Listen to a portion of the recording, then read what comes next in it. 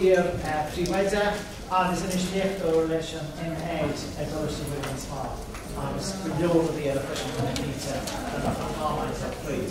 So, mar tíomhá beidir Carmel no mar sin le Scoileanna agus an siad is cumad sos an nálar má tá aoncheist ahí sin faoi ní ré maiid ní donna leisting sé freis agus an siad díoch ní sin de lón beidir se lón an lón an taigde.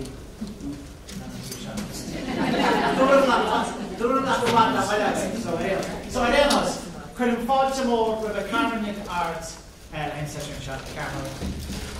agus an rudúirt mí an san ír búntóirí dóid bhfuil go mé éon in riamh riamh in túir ír búntóirí. Mar más múntóir is múntóir beag an go deo agus is múntóir atá anam fós agus is cum cé le béla go bhfuil túid feinú. Agus so go mé na lócan na chéine agus an áúna chéine a bring ar fad ó hústéil tá an fás agus forbartarna agus is chuige sin chud mé bring bí a taighde seo. Mar tá seach bliana caite go mé go mar búntóir, tromla an am sin is stanna lán-Ghaeilge agus tá mar piúró gom i bhór gachúir go critical ceistem, but it's the Irish holding him back. Agus a hennéon sin an ceisisin mar tá sé bhí daile sin geissin ó lá agus is tóga an cúis dímá ó an go persanta mar bhuiine agus mar búntóir ní raibh mé riamh in ann an ceisisin a rangart. Bhíoh an taighde gom agus bhíoh na fíorcha gom ach higgin ná ghlach éidir an ri leis an rud a bhí arácham, higgadidir cad a bhí arácham, déiscéidir lo tá caiint faoi tuismóirí agus daoine nachíad ach fós héin ní raibh na freigraí gom. So sa bhíon fethe thugus faoi féasa taighde a dhéanamh ní ben technolíocht na meafnir so beagor a bheith feinar go má bheith seo de. Thugus faoi féasa taighde a dhéanamh achtanamh na Scoileanna lán-Ghaeilge tuairt faoi Freastal Éifeachtach a dhéanamh leis le dhaltaí. Tá foglaigh éifeachtach an sonistí cúis.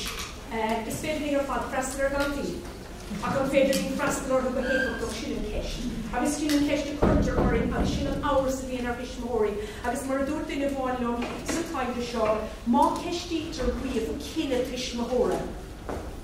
Is beagtar féidir le a dhéanamh chun an asponína sin ar Mhuire agus i dhéanamh an tuismóra sin an san. So bhí sa géireadh tap ar ragarí.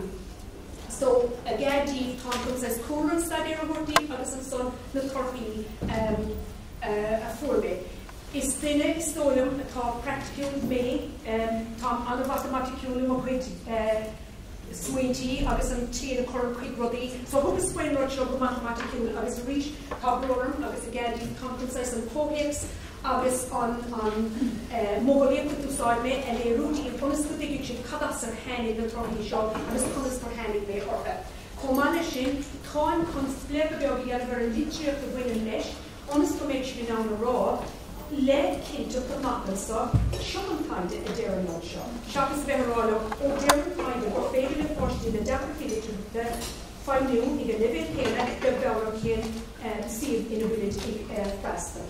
So an cóhéips agus an chospóir a bhí go ná, bhí sa géireadh inniucha criticiúil a dhéanamh ar an bhfreastal i bhar éon, ar iarúntaach an chóir measúnathe i bhar dó, agus ar éifeachtúla na dúriscí profisiúnta i bhar trí, agus níos nátaí fós ar ráthúla na nidir bhuálacha a chuirtear bhaim chun dhaltaí a ahead. Agus bhís lán-Ghaeilge cé go raibh mo crí má anam agus mo líar fad leis an Scoileanna lán-Ghaeilge bhís lán-oscailte de péród a thiúcha go mar fró agus henig go bhís úla i mar fró i gaspas an caiim seo. So an cóhéips a bhí ann ná, bhí idí óna dthe ar fin sé scoil ar fad mar réon le tuismóirí sanolaithe seachtracha agus cígurí na ringeadachas buinteach leis an taighde seo. Comáine sin agus is tóirí ar an taighde bhí costadéir a bháin agus bhí an costadéir sin buthe ar lenah a bháin. Agus tá le an cead gom chuid torthaí ar Scoileanna agus a Rointlibh mar bhí sin páirteach sa taighde seo agus a rís gachúir go dárlaíonn sé chum an ceist ar bhísmór agus tá cead gom. Agus an cúis is tóga té fíor den rud seo an túrmaí coitianta. Agus is túrmaí coitianta atá ann, ní mar ábhar túrmaí óíocht atá ann, but tá túrmaí ann ná ceart a galtaí atá faoi Ik nó frí bhun an 10% I dástálacha Litearthachta an Bhéarla stadéir a dhéanamh ar Mhuire. Agus tá sa gcuid go bhfuil sé sin grant sa gloch sa circuláin sin a heannig amach é 2019. Agus I gudar snoch leis sin an son tá an taighde eile ann a deir nach leidítar agus nach féidir deacrachtaí tanna gan hí sa choras tíadó. So tá an dárod sin hena féinnig tapslach ar a chéile. So bhí sa géirí na rudí sin a círa an spáideach cad a bhí le ró. Ná, chuir sais tá seo sais trán ach fós héin túirí sin nod dú. Dóibh siúd gur mín leoga go bheith bonús ólíochacha faoi éad an deir siad le tuismóirí nó chuirtar an ceisiún ortha, seo na rudí atá ráite sa léhuaire. So nuair agus bhain pí a taighde sin bhreathas le cháró mstúrthóir go raibh trí bhór gné le chéara gom. Bhí an féidir Litearthachta, cad is Litearthachta, má tá caiint faoi dheacrachtaí Litearthachta, caiint bheith inún agus ólasach agus mhuineann as an ceisiún a raibh, cad is sprí le Litearthachta. Agus is dóla minis go dagan anna go deacrachtaí, go nesrín anna go deacrachtaí, as sais an aspectúraméachta nó an manartúraméachta faoi cad is sprí le Litearthachta. So bhíor mé sin a chéara. Bhíor an ceist an Freastal Éifeachtach a chéara. Cad is sprí le Freastal Éifeachtach. An cuarmatáir an rain, agus bhfuil cúisgur iarbeir cicúí a bheittígur an ráid seo. Agus féidir, lách lena bhidama agus lena bhid sanolas agus thugadar léir an bhadam ar cad is sprí le Freastal Éifeachtach. Agus an ceanna Smál deacrachtaí Litearthachta. Cad iad deacrachtaí Litearthachta? Mar tá an omad san bhíú ar deacrachtaí Litearthachta, agus an núsar sin tá an omad léirú ar cad is sprí le deacrachtaí Litearthachta. Ní chun an deacrachtaí Litearthachta agus dyslexia. Ní chun an dyslexia agus rud eile. Agus más annig atá mar sin, caiimiid cosúla sin duine héana isteach an doctor agus sleid anartha. Bíon ort an leis cuí iúnach a ranú, an rud ceann céan an san. Má tá deacrachtaí Litearthachta ar bhena go bháin I páiste, ní chunan idir gháil amháin agus mar leis ar gaci le deacrach. So, buine na rudí a bhí le cíara a gom, so nuair a henig se copa leis an Litearthachta tá dearú hena féin denta gom duna nótaí so bhí me caiint táir bán tá brónar faoi sin.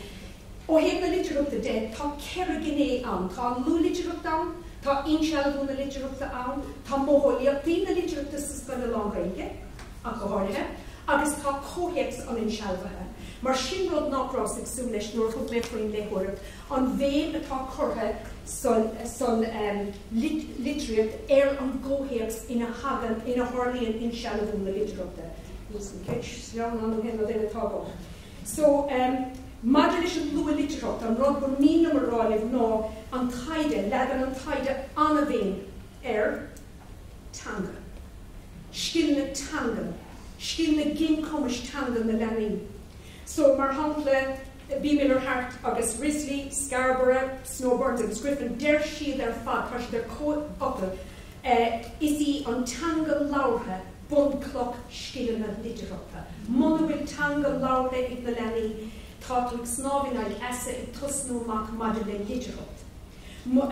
Tá bhfuil tepa an dóibh agus an seo sa bhaile fiú áinú prígan ó Coláiste an Smál dúr léirigh si talk na tangan in íseal-chaighdeán na scialna Litearthachta. Nuair dúirt si attendance at and participation in the formal context of school both expects and requires facility with language. Agus tá implaachtaí trúmhúisigh sin dúine mar bhúntóirí sna Scoileanna lán-Ghaeilge.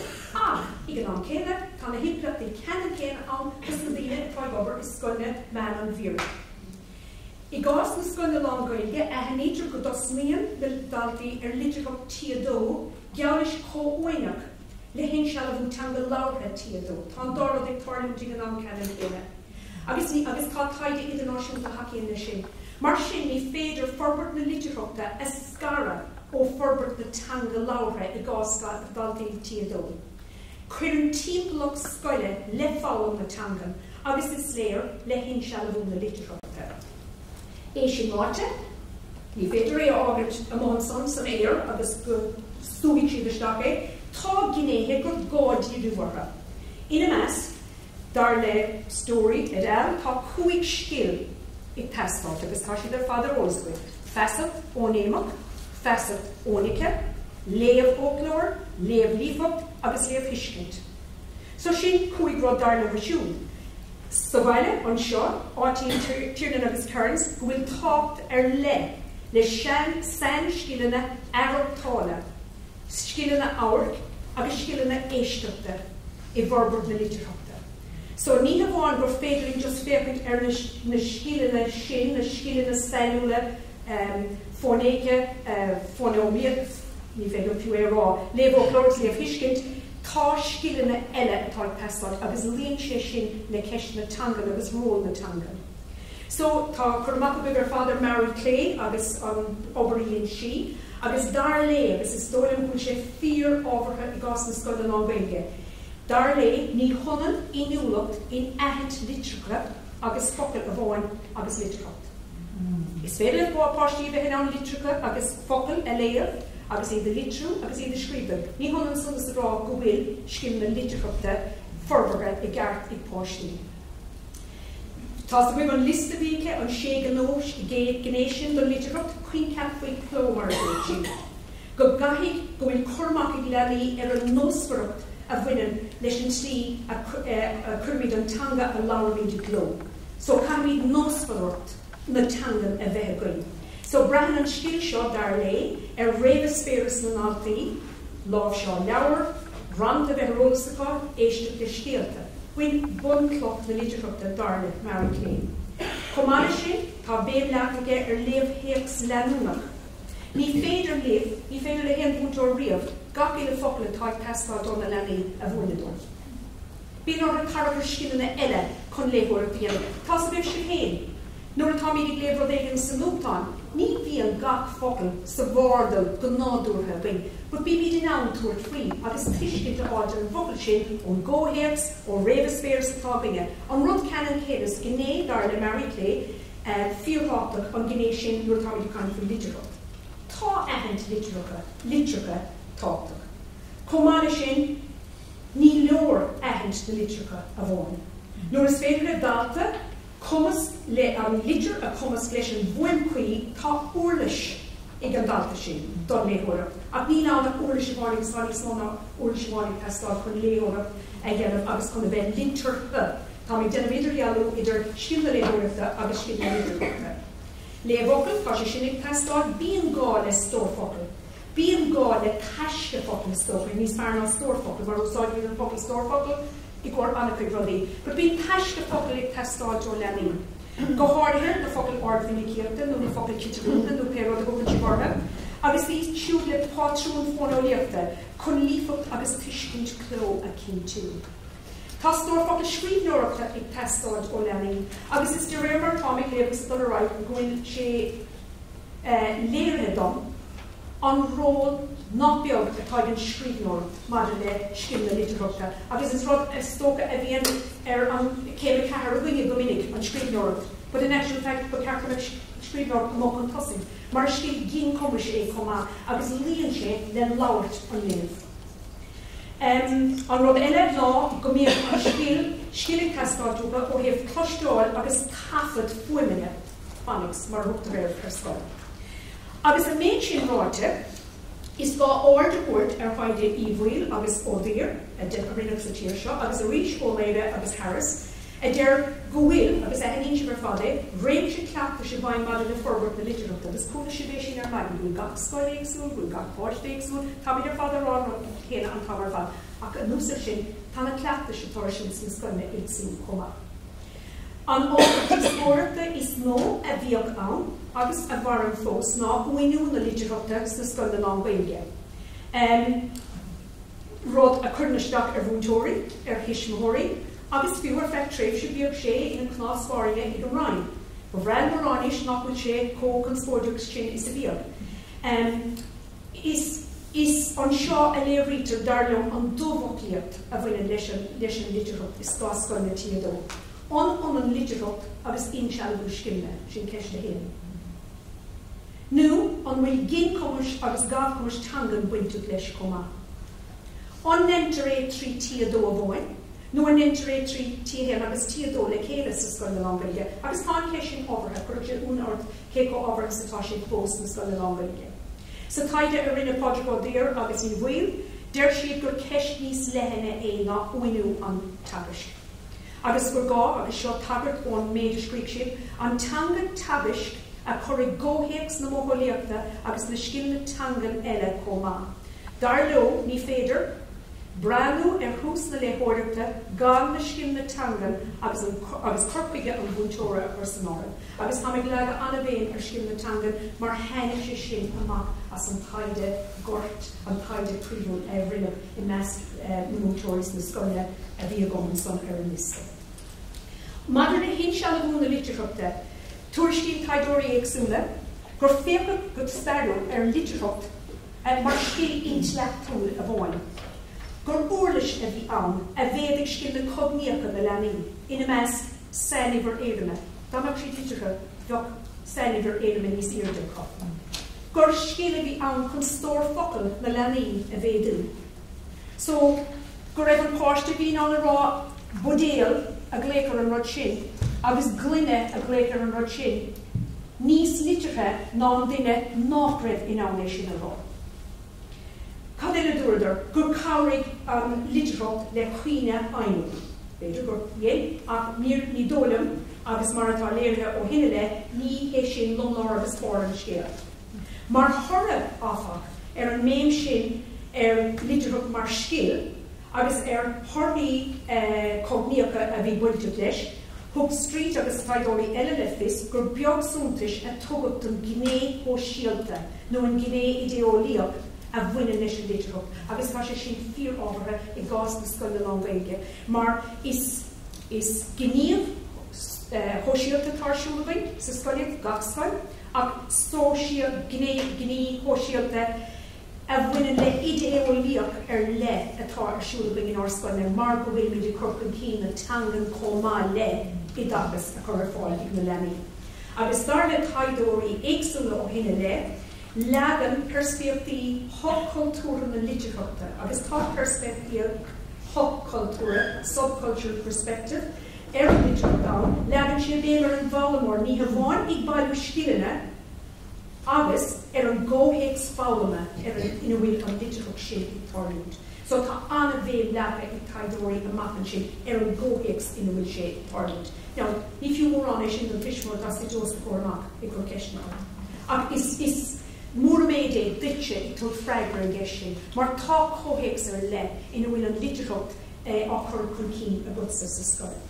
Agus darnú tá sé seo ábharthach I gás na Scoile lán-Ghaeilge, tuis tábhah na cumarsáide ó Bhéarla a letar mar gné den próisis istí an ábhaid Scoileanna. Is próisis ghincumis agus gafcumis atá sa Litearthacht ina bhíonn Scoileanna ar an bhála mar a dúirt mé, Scoileanna tuiscile agus Scoileanna eiscur ag imar tunachar ar gnóthach an dá. Fiú dúirt mar réad ní cathán I conacúir, lín, sa taighde lúpfar a rinne sí, le lín léitheoireachta, bíonn an léitheoir ag bailú ólais I gcearrán, déanann an léitheoir meastóireacht ar réimse ólais, dá meáil a dhéanamh, níor bhíú, agus tugtar freigra ar an léitheoireacht. So le lín léitheoireachta tá méid sin rudaí ag tarlút, nach chuineann de just léamh go líofa, léitheoireacht go líofa, agus ní féidir í dearú a dhéanamh sin. So in ábhaid Scoileanna go háirithe, tugtar féin obair seo I ggóhéacs ar le, siomh fálamma an dhaltaí, le na mhuineann impleachtaí tangan, impleachtaí ideolaíochta, impleachtaí cultúra agus impleachtaí socraíochta. An ceann rud nach cóhéacs an insealbha, agus líonn sé sin leis an rud atá dír ráideach, a go a bhronn, tá taighdeoirí an blúm ina meas go dúirt nach féidir forbairt na Litearthachta a scarúd ón ggóhéacs ina bhfuil sé tarlút, ón gúis le bhfuil sé tarlút, agus ón luach a leabtar an gníomh sin. Agus tá taighdeoirí Bhéarla mar hála a dúirt go gcóithíonn gach institiúd a luach na stóisialta, criticiúil agus eicnamaíochta maidir le cleachtas Litearthachta inúint ó féin. So tá béim ar le tuigeann siad aon duine riamh a bhí héanaisteach is amach ag Scoile an rud seo deir siad ó breithintú éon ó héanaisteach. Tá Scoileanna agus tíontú dómha go mbeadh anna bhéin léireachtas na scoile sin, mar cíonn tú na leabharla agus cíonn tú na leabharlas, cíonn tú seachtain na leabharla agus seachtain na léireachta. Tá scoile agus bíonn béim leithecáil matematic. Ní hé nach bhfuil matematic ábhaine cos na scoile, bud bíonn líar le ag scoile agsúla le rodíar le. Agus dar leis na taighdeoirí tá sé sin fiú comá. Ní bháin bhfuil an aon sé stair over chuin, tá aon sé chuin ón taighde comá. Agus darlumm tá implachtaí nach beag na tuiscintí seo orbert na litearachta ina umláine. Agus implachtaí níos mó fós, implachtaí sóisialta agus ideolaíochta, don orbert sin is siomh an tomadachas. Ní féidirling dearúda dhéanamh an siomh, agus tascom nach dhéanamh sé léis sin. Ach a rís chun tap fhreastail na ceiste sin is the Irish holding him back, chailíocht na rubí sin fad a cumada de eile nó tatú géir tap ar riiteach ar an gceis sin. Rud eile an rud dearna chun san na mhúineann. So taighde a rinne pádraigh dír, agus possibly ar fad is sí pádraigh dír ar an airnáil seo. Deir sé rís gur ceis níos leithe ná uinniú go le cús na léitheoireachta, agus gur gáúing agus seo tagart dír chuna chuid ibre, gur gá an tanga tagas a chuir ggóhéachs na mhúineachta agus le scin na tangan eile comá. Dar leis, caimí breanú, ní Gaeilge sin breanú cafa féachid hús na léitheoireachta, ní fiú féachid hús na léitheoireachta, gan na scin na tangan eile agus na chuige a chusanálach comá. Tá taighdeoirí dar bhenim iúirt agus strá, agus darlumm tagann siad go críolar na ceiste maidir le tagas na litearachta, nuair a deir siad nach an tanga ina dosrítar múna na léitheoireachta atá tápach ach na mhúineann as an bhfuil an péidir fan. Now, beag sé barála féin for gads ag siad mátéin leis an crack seo, ach tá léirúdí seo an bulas teoiriciú le cá leis seo. Chun a léirú nach gur beag an differ a bhí agus atá idir an teoiric agus an clappas rathe atá sa feiche sé scoil sin ar bunaíodh an taighde seo. So, treisiíonn siad rátas bhuiir Iléire agus Harris a dúirt gur dapar is dapar rá céarcá a bheag an sanóis chun cinntií mar seo a dhéanamh. Maidir le mhúineann uinniú agus measúnú na íseal-chaighdeán Harris na Scoileanna éin. Agus buine lína atá agus bhí ag buidir léir a bunaí is ag na Scoileanna a caiigh an sanóis seo a bheith, agus is ag na Scoileanna a bháin ar ceart na cinntií a ágaid maidir le mhúineann. Agus tá, más ága tá, chuig sé sin dúchlan eile os ar bóramach. So ag curriculum na bonscoile, tá sa go gomach, curriculum nóga lé, gur fágach, gur áidir agsúla heistú scin na fálam sa Bhéarla, go dtí an tanga eile, sé scin na fálam sa Bhéarla, go Gaeilge, I gás bonscoile na Éireann, chun gur féidir litearach na Gaeilge íseal-chaighdeán. Tugach le fios, dar meach na scindal íseal-chaighdeán go sa Bhéarla, nar bhéon gá iad a bhúna go fálasach sa Gaeilge. Ach, an son, rinneach taighde eile a dúirt, agus a léirigh, gur bhealach intaoiche agus fánach gcuid is fearr de a dhéantar na Deacrachtaí san orthographiaach idir an dhaltaí a thabhas. Agus in gáidíh ach féachid obair Emily Barnes chun a chábhacht na hortaúir fiacha a eiscint agus a eithint agus a tuiscint. Agus is beag ord a bhugtar sin. So, ábhaile minis, na moltaí éagsúla mar sin atá ann maidir le uinniú, maidir le mhúineann, maidir le measúnú, I bhíonn sin na moltaí sin ar fad, maidir le mhúineann éifeachtach na litearachta, dá ritar go leanann Scoileanna taighde cleachtais rannathe dá Stephen na héin. Dar leis an taighde. Léróid an písa a rinneise ar báil chunas martá sin far láthair. Leachtar béim orbert scin na láthair tangan taighde go cóinneach le scin na nua litearachta. I ggóhéics na ceiste sin, ní mhúineann a dhéanamh ar na deacraí sin agus I cur chun sí sanúla tagas na litearachta sa Scoile lán-Ghaeilge san áireamh. So, má tá minic cain faoi deacrachtaí litearachta, buin an tríú téma a bhí le hinúca gomsa. Agus má éann si mar seo agus má díreach chun tiitmisteach sa gastí ceann céanna mé héin.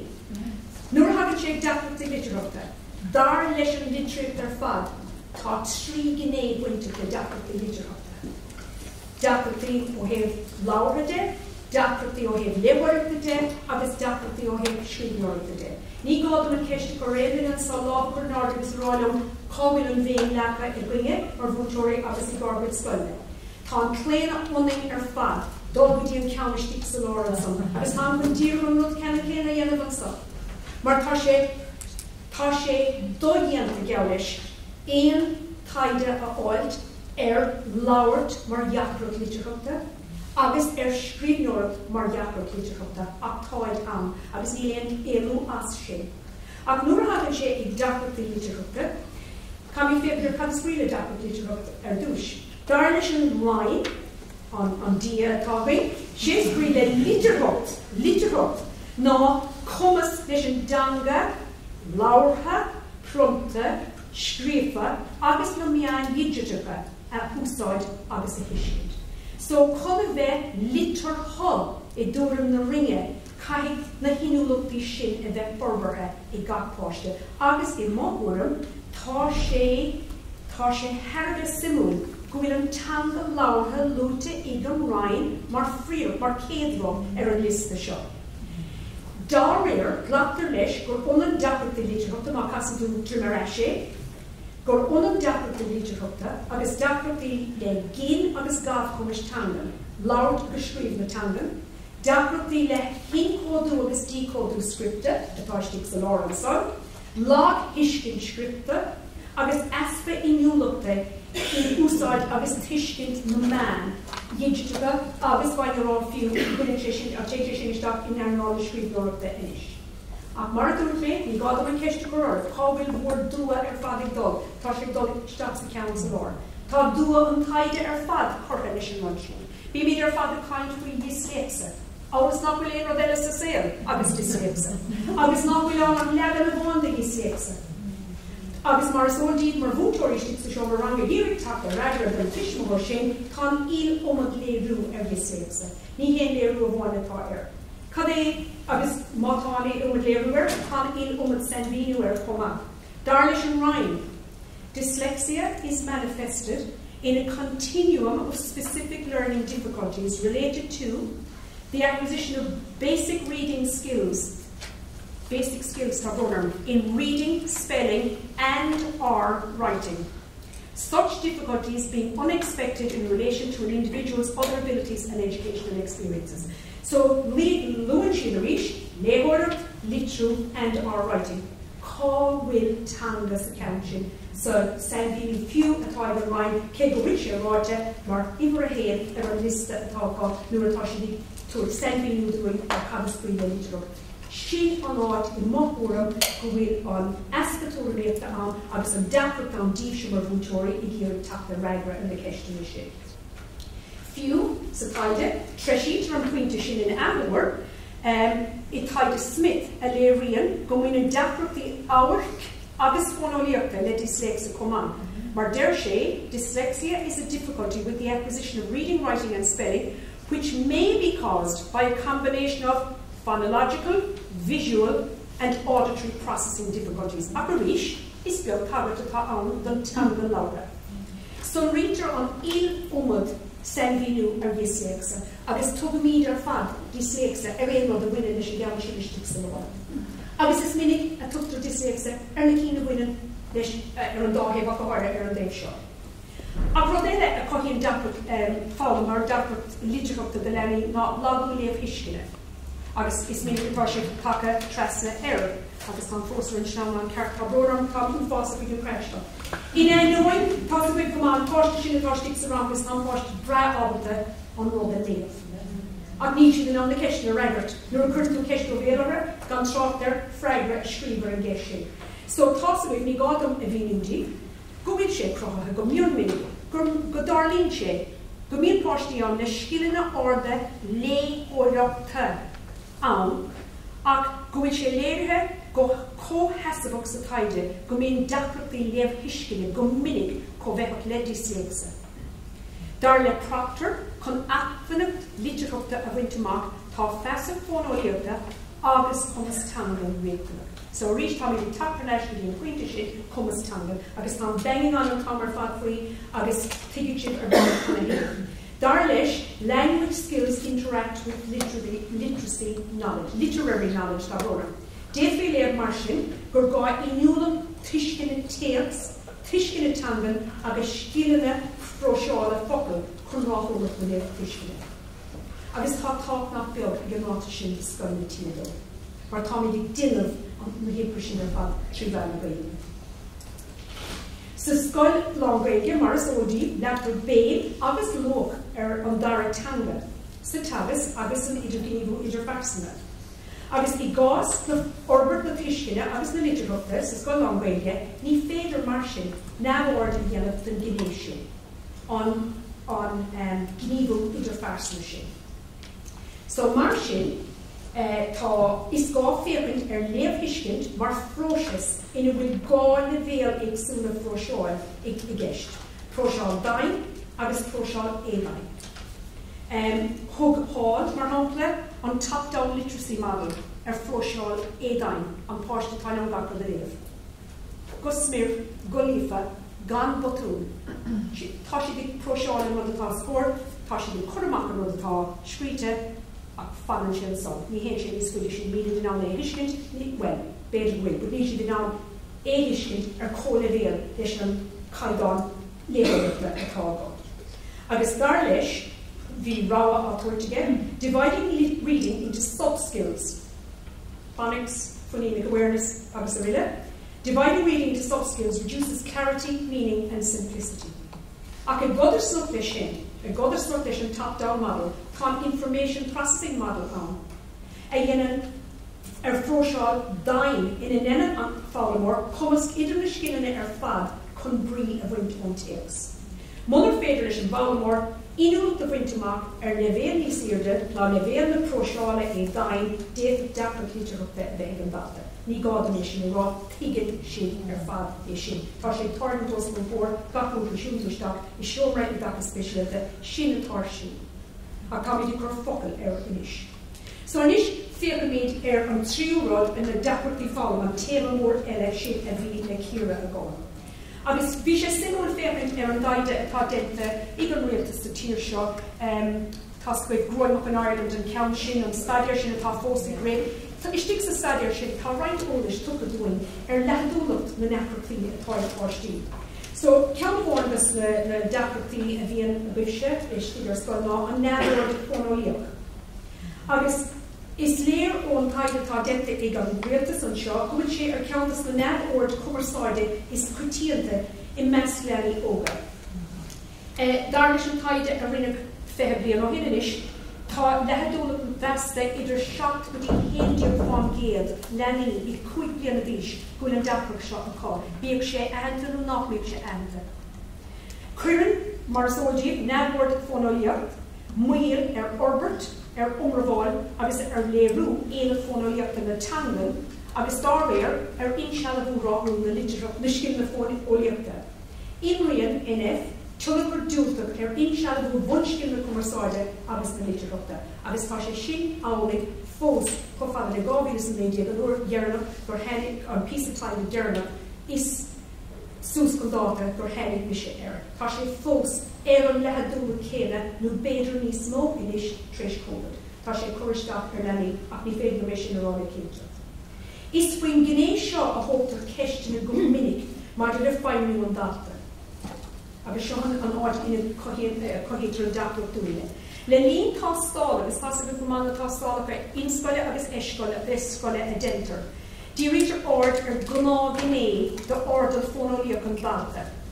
Dírítear ord ar na fónéimi atá insealbhatha, mar réinis na fónéimi nachmhfuil fós insealbhatha acu. Na cí nachmhfuil sa bordal acu.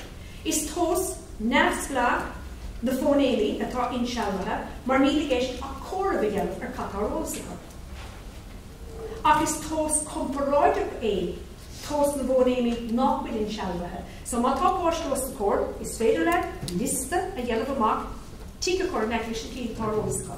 Ach nuair a héananig na cí nachmhfuil ar rós, tá tarsúlagainn. Tá mé déanamh comparáide ar an leanamh sin agus duine go bhfuil an bhordal omlánacha. Duine nachmhfuil ag fáinniú sa CFTDó.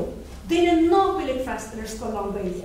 agus mar sin ní tós bailíoch é. Ní féidir le blachan leis go tós bailíoch atá an nuair atá méid ag déanamh comhráide idir leanamh atá stig an orscoil nó rudí nach go fáil ag an leanamh sin agus duine trúpa bliain bhís hagus asna áit na criticiúil is bhí seo le chéile.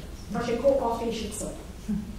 Má pórítear na fónéimi atá íseal-chaighdeán sa Bhéarla a bháin agus níos tátaí. Má dhéantar ónéimi atá fós an asna ceann na úsáid I dhéanamh na tástála nó dhéantar-chaighdeán a tástála ní féidir riamh a bheith ag súil le léirú crín ar cumas fónaíochta an dhalta. Léiríonn an fárdal fónaíochta cadúpatí sin as Bhéarla their repertoire, their phonological repertoire, which is their aspira.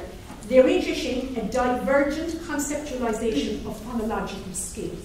And the shin one clock or with Deacrachtaí or having she tostal a young erlani system along Ghaeilge. Gohorhe, your scripture global and dhalta, a gopperod led, fully formed language spoken by an entire community of speakers. So, má táimid díanamh comhráide ar leanamh atáiste go rang héanamh chuige go Deacrachtaí le rodéile le bhuiine le litir má táimid díanamh comhráide ar leanamh sin and a full community of speakers. Tá sé ggóra ón sarintar éile. So, trisín sé sin an do bhó cóhéic súil an bheasúnathe. Go ceartta na measúna ar fad ag tarlann de cóhéics. Agus nuair siad sin ar maidin a bhí nuair a bhí na ceisne sin á chur hí dása timpeall ar an gceisne. I rúntaach na measúnathe go háirtha dar leí. Tá ceisfiú faoi I rúntaach chuitas na measúnathe sin don tír seo ar fad. Inisfiú mar duine go fada son síor iad. So, cad eile tá rá go an son, yeah, ceann sin growing up in Ireland, favourite seo, just mar Steve. Growing up in Ireland and County, Tuairiscíodh, Deacrachtaí Tuiscin an Tangan I cuidíodh fan géad de leí na tíir seo. Agus Deacrachtaí úr láirthe ag 9.5 I meas breis 8 páiste sa stair sin. Cilíonn sé sin, má thugann tú an lehadúlach sin, agus má chuintú I bhaimar de rang chéine.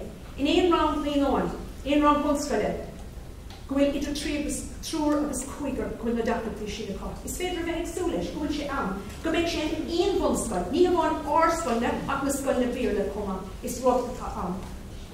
Má sfíorrátas taighdeoirí eile, Zebedeen agus Robinson, go mbíonn tunnachar ábhúirí cumas tangan ar aimú Comhdháil tá implachtaí trom cúiseacha, ige sin, don díteach, agus den pleachta sé bhíanana úsáid goinge go háirthe in ábhaid scoil.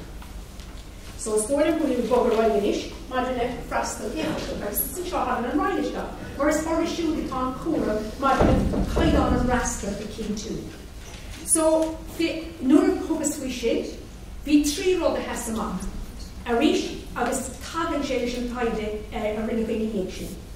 So, I díú ar an gceist sin, ní mór rátas le ringe ní le tanga a círa, agus seo rátas a fáid an rain. To identify a pupil stage of language development and to plan interventions that support the development of language skills and competencies in Irish and in English in an integrated manner. Sin táscaire atá ag an rain hain. Con léirú huirtúil ar cathá gceist má táimid a caint faoi Freastal Éifeachtach ó héamh tangan de. Go mbeadh oring interventions that support the development of language skills in Irish and English in an integrated manner. Agus líonn sé sin leis an gceiste chuirteach an bhfuil ann chun Freastal ar an Ghaeilge mar an sa bhreis má tá Ghaeilge agus Bhéarla le déanamh. Rátas na ringe, tá sé intice ón ráta sin. Líon brí an ráta sin le taighde atá ann a deir ná bhí an litirthach intí héin a chopíonn sin le Comhdháil ach na cleachtais litirthachta as an winter fine. So chun na cleachta sin, a bheith crí I gceart I rúnach, caithfar féachaint ar feastal na nidí. Caithfar féachaint ar ilúnt cuirt ortha, ar I rúnt an Comhdháil na dhaltaí le Deacrachtaí Litearthachta, agus ar takeíocht I rúnach. Chulas é sin I dhéanamh.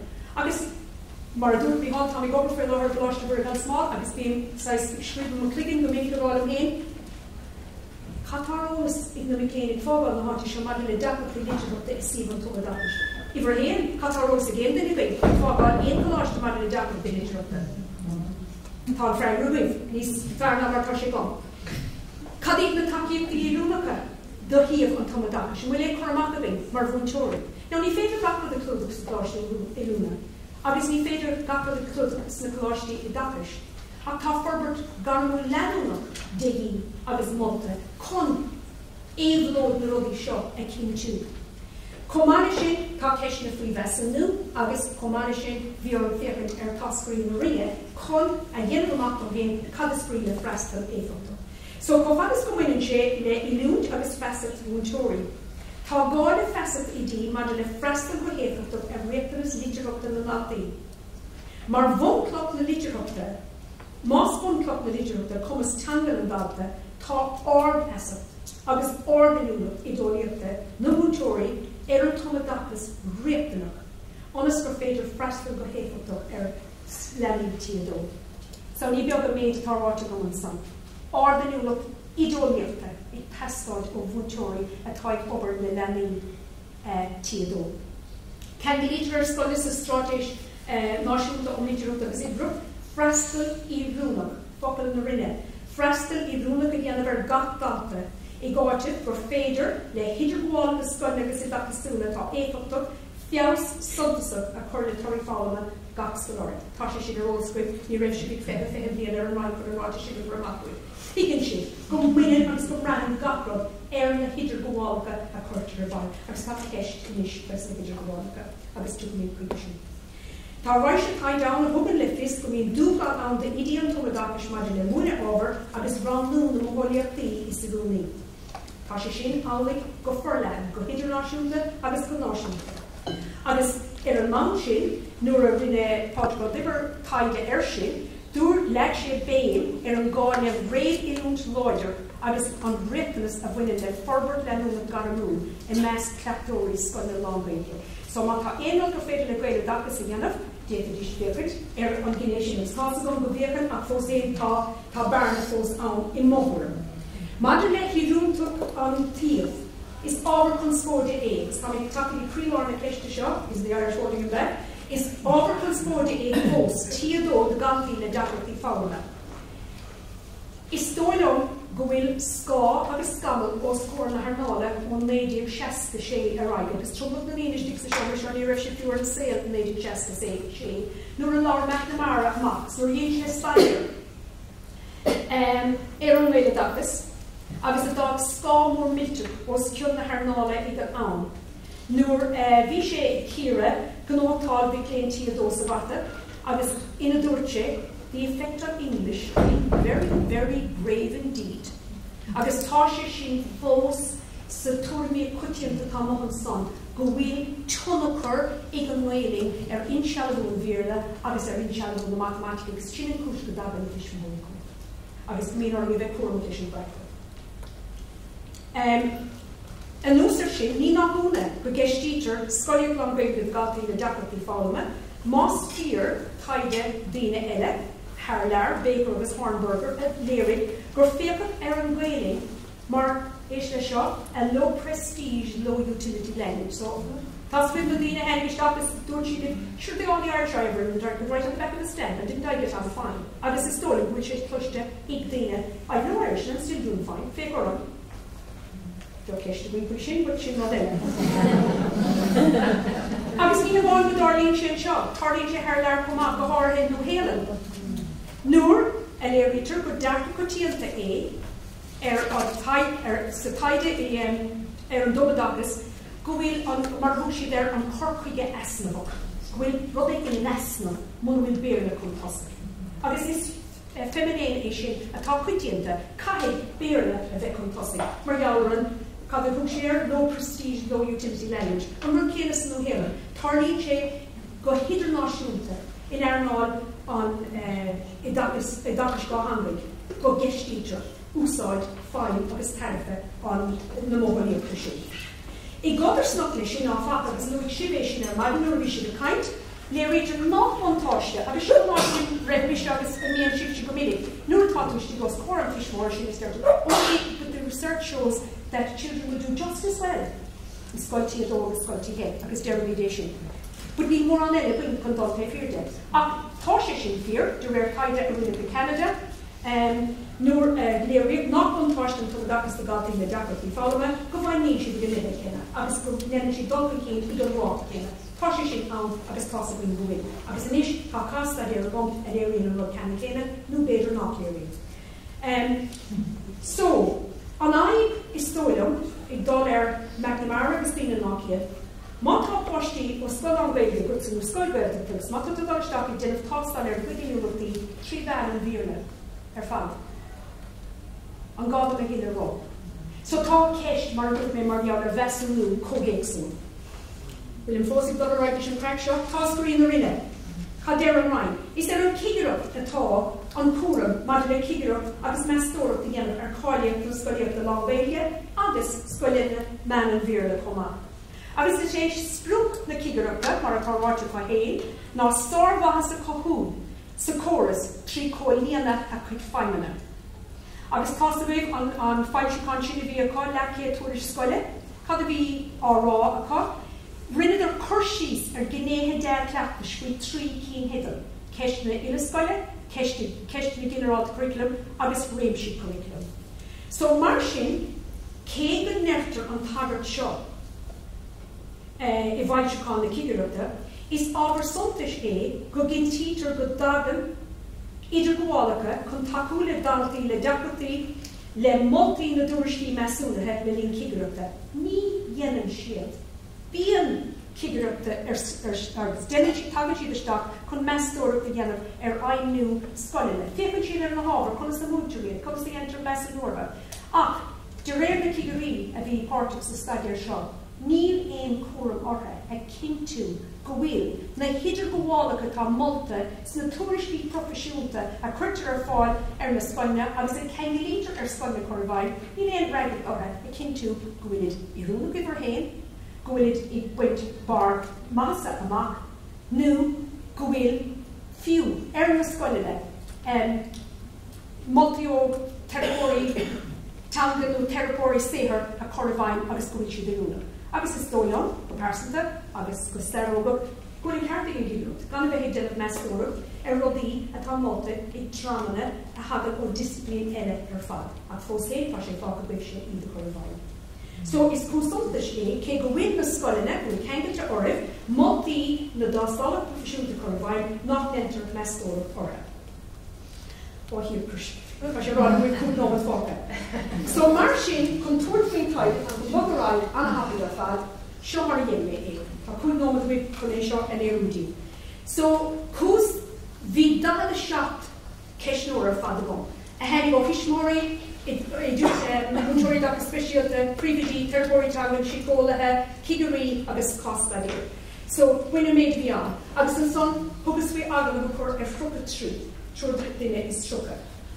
Agus is tóilm gur díríoch na fistrathe seo ar fad ar na Scoileanna lán-Ghaeilge agus Scoileanna mheán an Bhéarla agus rinne go rud ceann chéine sa dhaltaí. Mar bhís ag súil go bhéad compráid bhailíoch a dhéanamh idir an dárán. Rinne mé rud chéine chus na ceisna ceann chéine ar na daoine a bhfuil leis an dhaltaí, chun féidir cadín na freighmí a hennig amach as.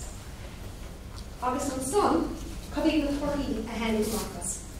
So mar sin an sprúg a bhí agam ná inniu go criticiúil a dhéanamh ar an bhfreastal a dhéantar ar na dhaltaí sin, chun íseal-chaighdeán agus éifeachtúla an bhfreastal a bheits.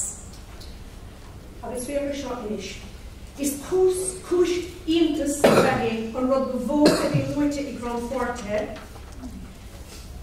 an son an tagart a dhéanadar de Scoileanna tanga íseal-chaighdeán. Le ritar in ní tras-earnála, seachtó sé fan géad Scoileanna Bhéarla, nó go dó fan géad Scoileanna lán-Ghaeilge. Maidir le caighdeán íseal Scoileanna tanga I dhaltaí, rud a léiríonn an gáil feastacht agus le hinúlach bhí tanga na orbert mar fríocht san na nuair dhéanta. Tá cúpla tagart an son a hennig ó bhíine chun é seo a léirúdí. Duine bháin Scoileanna lán-Ghaeilge, ní dóilm go dagan na páistí go léir isteach ar an déan chéile. Oor de bín te first ar was niet in éker, o het schil na sé. Ní bín schil na clúsa, schil na airtála forbarcha, rud a chuir na stapar asset formulaíocht an Scoileanna nach. Scoil Bhéarla, children are not coming in as equipped with the language. There's been a serious nosedive in the last 5 years. Language is more of an issue. The acquisition of language is more difficult and problems with it are more prevalent than they ever were. So tá rud cead céad ag tap ón dhaltaí. Ra mé raibh céad rud eile headingachas. Agus é sin aithne ag breis is 7.5 na scoile. Cúis 4 stomsa a bheith an tí ina rastalín si there. Da idir ar fadé, gur príocht a bhean, gur dúgáil a an. Ach, féidir seo, aithne gos 8 ceathar chun sé dáis na sóirí, riachtanas tanga láhan í náin. Le riach á fach. Not ní rítar ord a summer a riachtanas tanga ach an trúcha hoc fáin géad scoile lán-Ghaeilge agus 7.7 is scoile Bhéarla. Tugad tosíal de íseal-chaighdeán scinne fónéimeacha agus scinne fhreastail go príomha. Mar tá sé éasca é sin dhéanamh. Agus níl ag spiúchas na daine sin, nuair mágah fuis na daine sin, tá mar rá, tá sé níos tusa díúir scinne fhreastail agus fónaí. Tá sé bhaid níos deachra díúir scinne tanga. Ach, fágan na fíricí sin san áit na bhfuilín sin. Tá sé aitheanta ag breis is 8 fan géad na fáisina seoil gur fáilbé a fós ní is scoile ag díú sa tí agus igan de bhéal inar cartó bhí dhéanamh. Cinnte tá na scoile lán-Ghaeilge ag déanamh job níos fearr a bhí tangan de ná mar tá na scoile Bhéarla. Tá job níos fearr a dhéanamh ó hebh tuiscin tanga ná na scoile Bhéarla. Tá feasa fónéimeach agus fhreastail geallis mar an ggéine. Agus nuair hagann sé dícódú tá níos mó ama a cabh na scoile Bhéarla ná mar tá cabh na scoile lán-Ghaeilge dícódú. Ní féidir ar bhór gealah leis na torthaí sin go torthaí a henig ón taighde agus mar dúirt méid má tá teoring an teoring nach raibh ach fen sé scoil chuide leis. Ach fós é is sampla oladaíoch é. An son, fog mé raig, agus an méid sin ar rolas go agus an méid sin fáid amach agam, chuirs ceist an son ar bhúteoirí agus is seo dar leon crílár na ceiste go fáil scoin sin ar Gaeloideachas. I do Mhuire, an Mhuire an Comhdháil mhí nó an gurn sé steach ar íseal-chaighdeán na Litearthachta meas leanaí Deacrachtaí Litearthachta. Sa scoile lán-Ghaeilge dúirt 5 na múteoirí go gurn sin, go gurn an Comhdháil sa steachara. Bhí 8 fan géad rá nícuir. Ach fós é na stórim gur figúr gur líon críosta sonta sa bheith 5 fan géad nach bredan go bhíonn siad in ann a job dhéanamh. Féidir seo scoile Bhéarla. Now, ceapann seo an rud campus a release sonta sa Gaeloideachas. So scoile lán-Bhéarla nó cruúpin ceisian ortha, ní rah 5 a dúirt. 5 fan géad go múteoirí scoile Bhéarla a dúirt go gur an Comhdháil isteach ar íseal-chaighdeán na Litearthachta. Agus tá cúis lei sin a thuú go níos a deal cabhart. Craig fan géad ní cuireann agus 5 dúirt náraibh sin cinnte agus nó chus ceistethe nach a bhéh taithíar, sorry.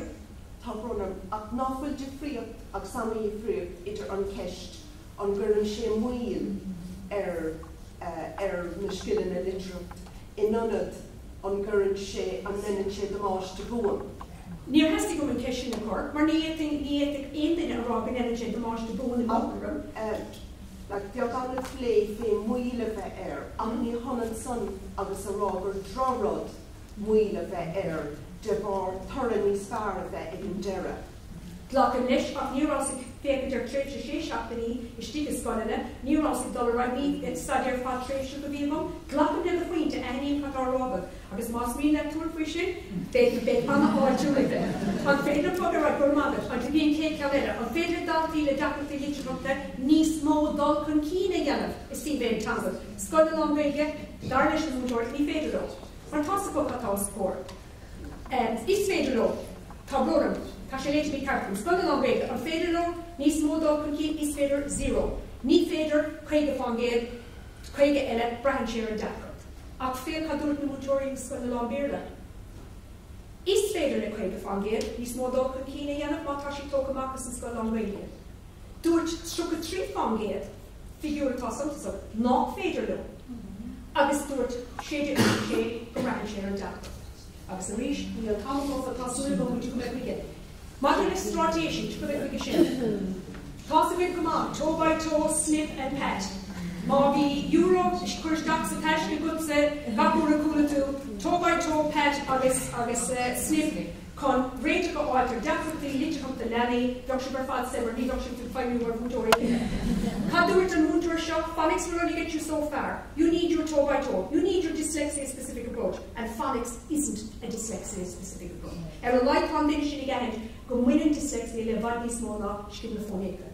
Cadéan Cigre. If you focus entirely on language and grammatical approaches and learning little bits of this and bits of that, that doesn't help.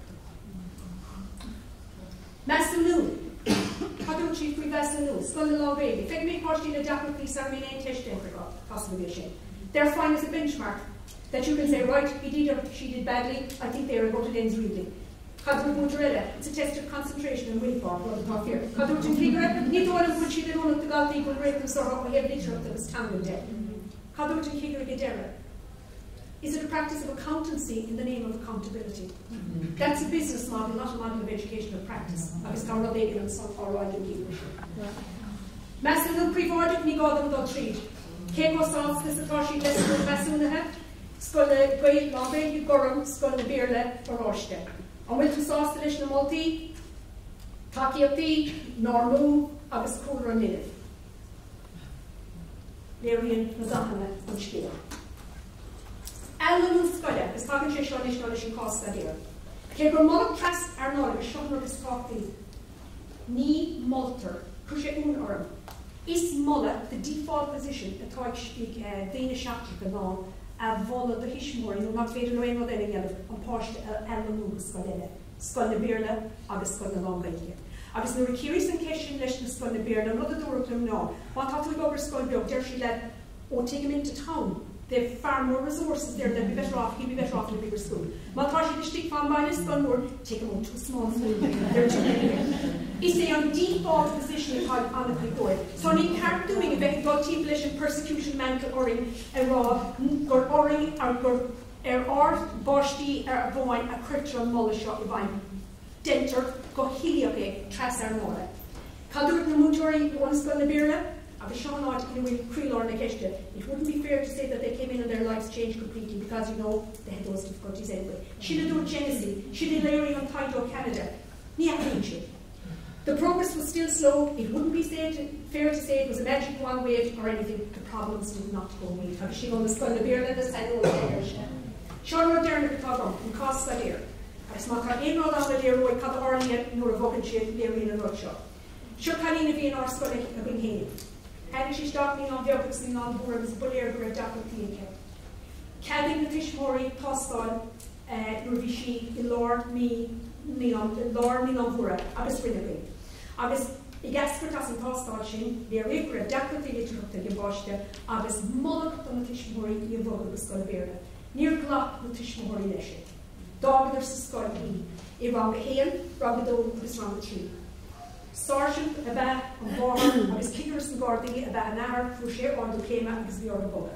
Agus dúirdar má tá mí boganis tríal míad an Scoil Bhéarla margaret bogan nádul great cháilíocht. Cían sib ná tá go músáid mé Imscrúdú agus tá an ceiste go Imscrúdú agus a Deacrachtaí Litearthachta ran the hen ran the dogs ran the tree, Deargus an galing sin stin the dogs stin the tree I'm sin. So Deacrachtaí Bhéarla Deargus 3 agus the cather a went to mark. Agus the stigmas hen agus a tree. Okay? Vok sheep is Scoileanna Bhéarla.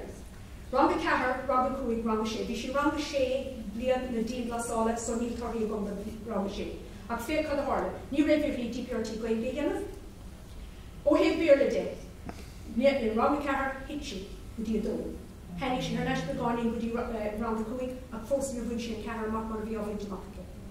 An rud céile le mata. Bhí titim sunset ann in ran the cather, agus a ríis bhí si níos ísle I ran the cuig. An rud a dúirt an bhúitar, an bhóthar, tá brodan, an bhóthar, tá si bhí dúirt gach de. Ag fós níl, ní féidir menim an cabína lua, níl si I buint éon rud níos smó amach, níl si buint caighdeán níos iarde amach, is saomh an Bhéarla ná mar buint si amach sa Ghaeilge, agus mar a dúirt an bhóthar, she's gone down rather than.